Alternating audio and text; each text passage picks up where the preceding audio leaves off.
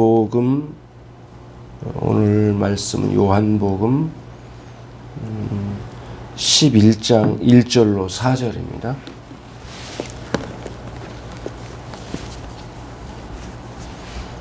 제가 읽겠습니다. 어떤 병든 자가 있으니 이는 마리아와 그 형제 마르다의 촌 베다니에 사는 나사로라. 이 마리아는 향유를 주께 붓고 머리털로 주의 발을 씻기던 자요, 병든 나사로는 그의 오라비르라. 이에 그 누이들이 예수께 사람을 보내어 가로되, 주여 보시옵소서, 사랑하시는 자가 병들었나이다 하니, 예수께서 들으시고 가라사대, 이 병은 죽을 병이 아니라 하나님의 영광을 위함이요 하나님의 아들로 이를 인하여 영광을 얻게 하려 함이라 하시더라. 다시 오랜만에 새벽에 이렇게 뵙게 돼서 반갑습니다. 건강하게 보내시니까 감사하네요. 오늘 요한복음 11장 1절로 4절 말씀은 그 유명한 죽은 나사로를 살리신 그리스도에 대한 말씀입니다. 요한복음은 1부와 2부로 크게 보면 나뉘어져 있습니다. 1장부터 11장까지가, 오늘 11장까지가 1부고, 또 12장부터 끝에까지가 2부라고 할 수가 있죠. 1부에서 1장부터 11장까지는 여러 가지 표적을 나타내 주셔서 예수님은 진정한 그리스도인가 라고 하는 문제를 밝혀주시는 내용이 1장부터 11장까지예요. 그래서 오늘 또 이 본문은 또 다른 표적을 보여주셨는데, 무덤에 죽어있는 나사로를 살리시는 주님의 표적이죠. 그래서 요한복음 1장 서두에 나와 소개된 것처럼 이 세상은 어둠 가운데 있더라는 거죠. 어떤 어둠이죠? 예수님이 누구신지, 하나님이 어떤 분이신지를 알지 못하는 무지함 가운데 있는 어둠이었어요. 그거를 밝혀주신 거예요. 그 사실을, 그 진리를. 그래서 오늘 특별히 나사로를 살리신 예수님의 표적을 통해서는 예수님께서 진정한 하나님의 아들이시며 우리를 구원하러 오신 그리스도란 사실을 무엇으로요? 나사로를 살리시는 표적으로 밝혀주셨다는 거예요. 본문이.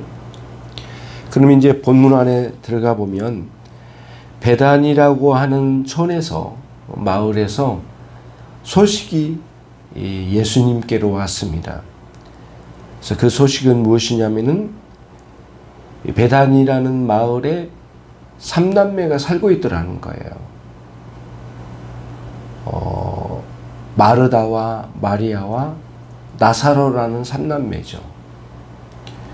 아주 절박하고 다급한 상황이 왔죠. 지금 오빠인 나사로가 죽게 되었다. 병들어 죽게 되었다는 거죠. 죽게 된 상황이 되었으니 예수님께서 속히 오셔서 저를 낫게 해달라고 하는 그런 전달이었어요. 절박한 상황이에요. 인생은 끊임없는 상황 속에 놓여져 있죠. 그렇죠? 시간이라는 것과 공간이라는 것 사이에 항상 놓여져 있어요. 시공간에 놓여져 있는 존재인데 어떤 상황을 항상 만나요. 그런데 인간이 살다 보면 이런 절박한 상황에 놓여져 있을 때가 있죠. 이런 상황이 3남매에게 지금 놓여진 거예요. 죽게 된 거예요, 오빠가. 오늘날도 그렇지만 한 가정의 남자인 이 나사로가 죽었다고 하는 것은 그 가장이 죽는다는 이야기고, 그리고 고대에는 이런 일들이 참 많았지만은 이런 병들어 죽는 일로 인해서 한 가정이 얼마나 큰 불행이 닥쳐오는지는 누구나 다 아는 뻔한 일이거든요. 속히 오셔서 오빠를 낳게 주셔야만 되겠다고 하는 전달은 상식적으로 충분히 이해가 가요. 그러나 주님께서 그 전달에 대해서 답변하신 내용을 보면 쉽게 이해하기가, 쉽게 와닿지 않는 그런 대답을 하시는 거예요. 보시면 4절에 보시면 예수께서 들으시고 가라사대 이 병은 죽을 병이 아니다. 하나님의 영광을 위한 병이다. 하나님의 아들로서 이 일을 인하여 영광을 얻게 하려 함이다. 이렇게 말씀하신 거예요. 네. 세 마디죠. 이 병은 죽을 병이, 나사로의 병은 죽을 병이 아니다. 상황으로 보면 죽을 병이잖아요. 죽을 병이 아니다. 또 하나님의 영광을 위한 이 병이다. 그 다음에 세 번째는 하나님의 아들이신 예수 그리스도 당신이 이 일로 인하여 영광을 얻게 하려 함이라.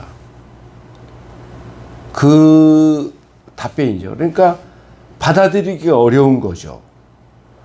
여러분과 저에게 이런 절박한 상황이 왔는데, 그 일은 하나님의 영광을 위한 상황이다. 누가 죽게 생겼는데 죽더라도 하나님의 영광을 위한 거다라고 말하면 수긍이 됩니까? 받아들이기는 어렵거든요. 그리고 그렇게 대답을 하면, 만약에 예수님처럼 대답하면 분노가 일어날 거예요. 첫 번째는 그거죠. 하나님이 왜 우리에게 이런 절박한 상황을 놔뒀는가? 죽을 병에 걸리도록 왜 놔뒀는가? 내가 왜 이런 불행과 고통과 고난 속에 살아가도록 내버려뒀는가라고 하는 반감이 일어날 거예요. 또 주님을 모르는 사람들에게는 더욱더 화가 나는 거죠. 하나님을 인정하지도 않는데 또 그런 절박한 상황을 가지고 또 그렇게 말한다면 수긍하기 어렵죠. 어찌 보면은 하나님을 믿지 않는, 주님을 믿지 않는 사람들에게는 사실은 그런 감정도 와닿지 않을 거예요. 또 이런 답변에는 미친 사람이 아닐까라고 한 그런 소리를 듣고야 말 거라는 거죠. 이 본문이 그런 상황에 놓여져 있는 거예요. 자, 보시면 또다시 말씀드릴게요. 요한복음 1장부터 11장까지는 예수님이 누구신지를 여러 가지 표적을 통해서 드러내시는 그런 사건의 내용을 전개시킨 내용이 11장까지예요.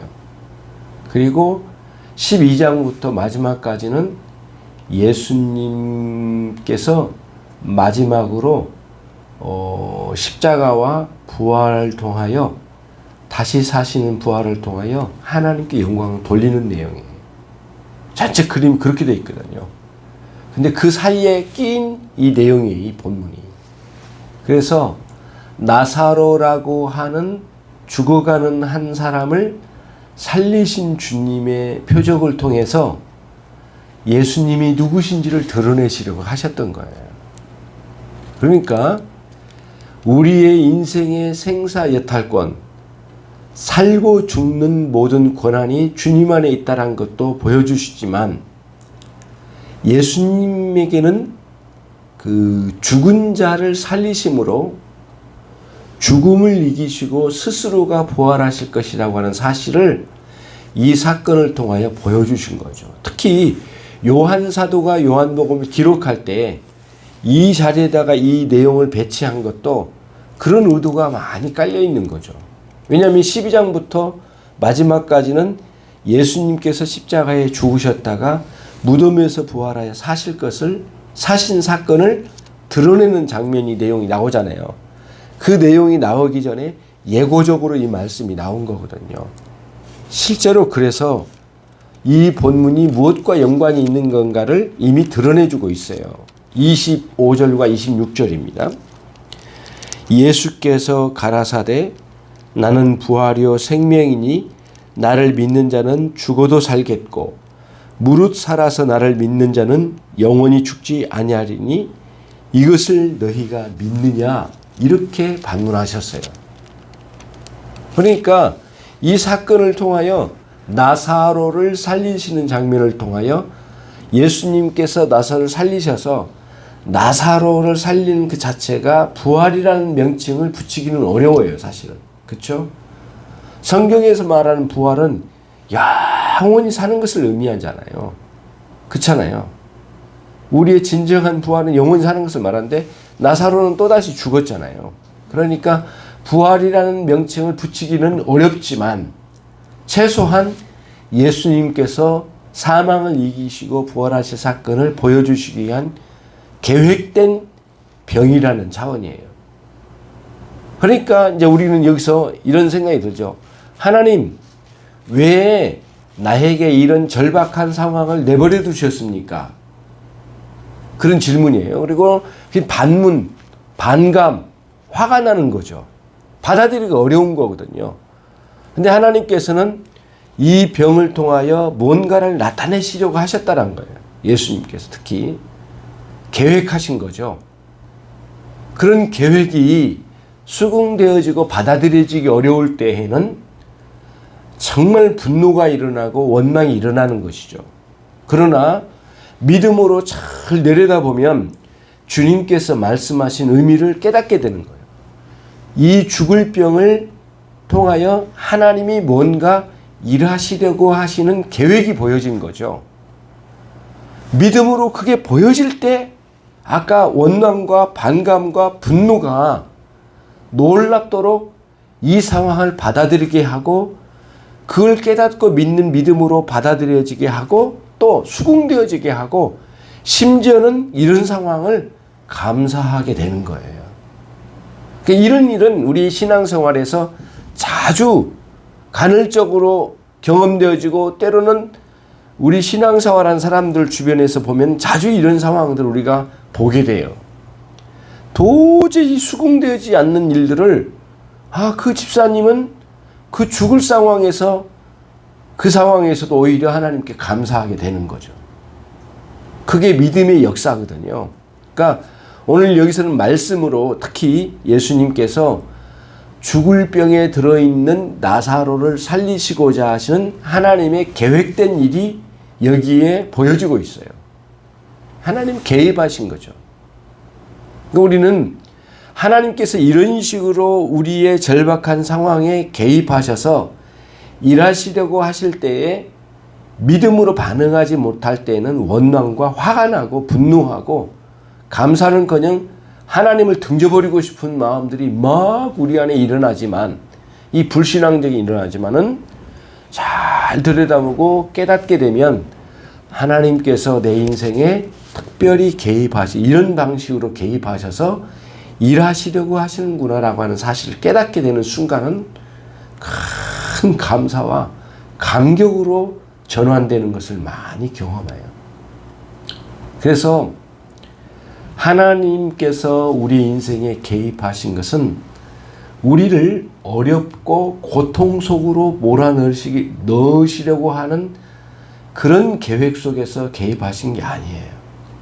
우리에게 예수께서 누구시고 그 우리가 믿는 예수님은 누구시고 현재적으로 내게 어떤 분이시고 내 이 몰아닥친 이 상황에 대하여 주님이 어떻게 일하실 것인가를 크게 깨달게 되면은 오히려 감사하고 이런 상황을 이 절박한 상황을 수납하게 받아들여지게 되는 거예요. 이게 우리의 믿음의 역사예요. 실제로 그런 일이 일어나요. 그래서 이미 우리는 주님을 믿는 믿음이 있어 주님에 대한 인식을 갖고 있기는 하지만은 현재적으로 주님이 이 절박한 상황에서 어떻게 일하실 것인가를 명백하게 깨닫고 그분의 능력을 인정하고 그리고 사랑으로 찾아오셔서 내 인생에 개입하신다고 하는 사실을, 그런 분이시라는 사실을 깨닫게 되는 순간은 큰 변화가 일어나게 되는 거예요. 거기서 감사와 찬양과 신앙 고백과 회개가 터지기 시작하는 거거든요. 조금 전까지만 해도 부끄러웠잖아요. 뭐 하나님의 영광을 위한다고, 뭐 이 병은 죽을 병이 아니라고, 그리고 뭐 이거는 예수님이 이 일로 인하여 영광을 얻으신다고, 가당치도 않는 일이죠. 그런 말은 가당치도 않는 일이죠.